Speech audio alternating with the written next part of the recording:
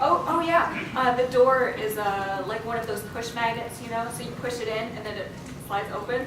So now he knows if he like jump kicks it, he can push it open. Excellent. Right over here in the front corner. I know this is kind of probably, I know that you also have a Japanese wife. When you guys both got first married, how hard was the language barrier to communicate? I'll let you guys answer that one first. Mine gets hard. I'm kidding. It's okay.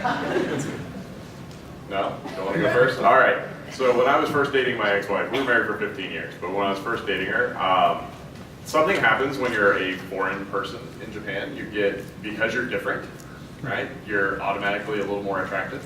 And you start feeling like you're a lot more attractive than you actually are. Charisma man, they used to call it, right? So I got super confident, and I would never have done this in the States when I was in my early 20s, but I just walked right up to her and I said, "You're very cute, we need to date." And she looked at me and she said, "Nani?" And so this is before Google Translate, anything. We actually had Babelfish. Does anybody remember Babelfish? Yeah. So that's how we communicated. It was all Babelfish. So it was, "I are planning to see you sometime soon." So anyway, on our first date, we literally had dictionaries on the table. And I always joked that that was the only reason we got married, was because every time I had an English-speaking girlfriend, I would say something stupid and we would break up. With her, every time I said something stupid, she wasn't confident that she understood me correctly. And she'd say, "Oh, did you mean?" And I would hear the dumbass thing I just said. And it was like you got a free do-over every time. And I just lied. I'm like, "No, that's not what I said at all." So anyway, so yes, that's what it was. It was a huge language barrier, but I think it helped. Together. So. I think that's actually true. You have to double check what people are saying, and it makes you think more carefully about what you're saying as well. So you learn to give people the benefit of the doubt. But sometimes June sounds like he's fluent, and so sometimes he says something rude with like the most confident, fluent. And I'm like, "What did you just say?" Yes. Yes. What is wrong with you? Excellent question. Oh, sorry, go ahead. Sorry. One thing I can remember was that because the language is different, also culture, measurement is really important. And I didn't know about the Fahrenheit is what you guys use. And then Rachel got kind of sick and she had a fever. And I asked, I'm like, it was opposite. Well, I think it was in America. Anyway, I don't remember who got what, but she told me that her body temperature was 100 something. I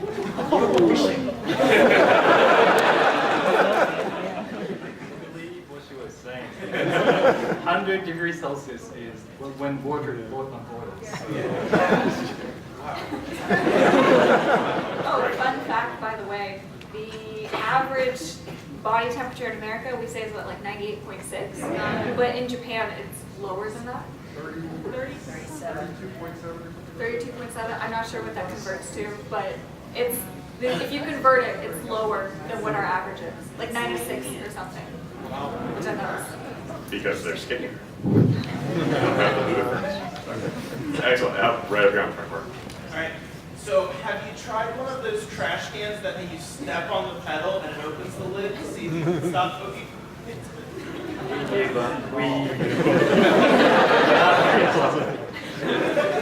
Excellent. Let's get somebody from the back. All the way at the back there in the gray shirt. Because Japanese cuisines came over to America and primarily became Americanized a lot more than genuine.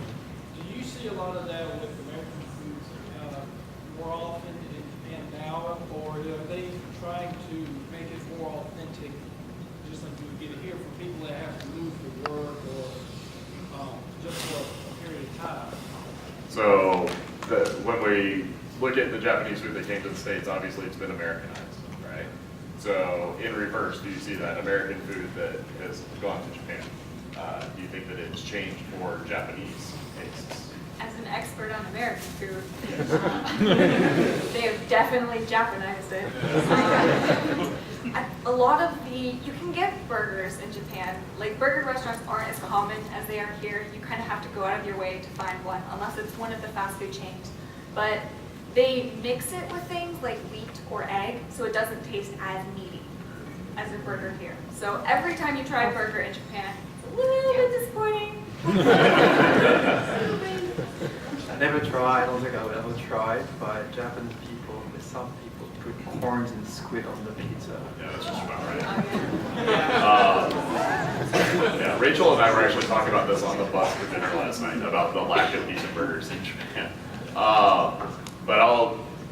There was actually a group of brothers, 3 brothers from Alabama, that ran a southern restaurant under an overpass in Ginza for years, yeah.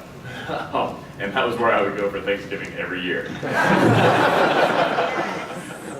Was to that place. But I will tell you, this is not Japan, but this is a great example of that. So Chinese food. Chinese food here is not what they eat in China at all. I go to Beijing every year to recruit, and it absolutely cracks me up. There's so many Americans living in Beijing now that there's now a #1 takeout American Chinese place.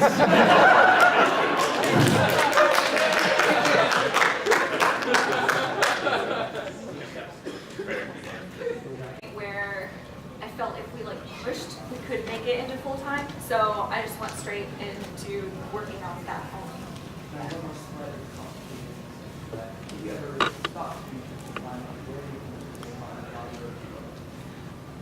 It's the interesting thing about doing YouTube and growing with it is you don't just have to go into something media related afterwards. If I wanted to go into something else, because we have so much experience now in social media, there's so much different consulting we could do. We could go into media companies, we could go into broadcasting or television or radio or tourism in general. We have a lot of experience with that as well. I mean, we could always do videography for someone else if we wanted to. June's gotten offered to be a chef in Norway.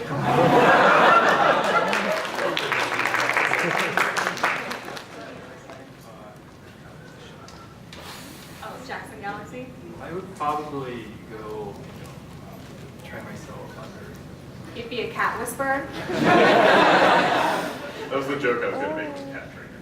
So, that makes me feel better. Go together. No, I can't get people to listen to me, let alone cats. All the way in the back. This is a question for Rachel too. I know you aren't planning to have kids anytime soon, but I want to know if you did have kids, would you give them an American name or a Japanese? We talk about it a lot, and basically, since we're nowhere near having kids, we're just kind of at the point where if we think of a name that we think sounds cool, we're like, hey, what do you think about this? And see what the other one says. But probably if we were seriously having kids, we would, at the very least, try to come up with something that is easily pronounceable in both languages. I know that wasn't directed to me, but since I have 2 dual citizen children, I'm going to answer that. So we did that. So my oldest child, my son, his name is Thomas Kiyoshi Yates, so we did both. But then we realized that Rachel was absolutely right. So with our daughter, she's Sarah. And so there's like 15 or 20 Japanese names that can completely camouflage as English names. We had someone email us and ask about a kanji for the name Hana in Japanese, which means flower, and of course that could be Hannah in English as well. I wanted to name my son Kuma and was shot down. I'm like, you have teddies, you know. There's Teds in America. Why can't we name him Kuma? Anyway. Right over here in the black vest.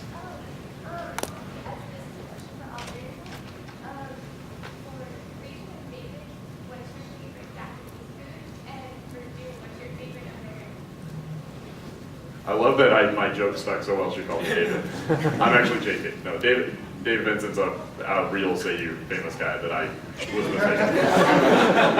My name's JK. What's our favorite Japanese food? Maybe this is kind of a cheating answer, but since June cooks for me, there's the fish that's in season right now called isaki, and it's really good. It's a white fish. June makes it with like a seaweed sauce. It's really salty and amazing. Sorry, I know no one knows what that is. And I'm gonna go ahead and answer because I can see June deep in thought about what it's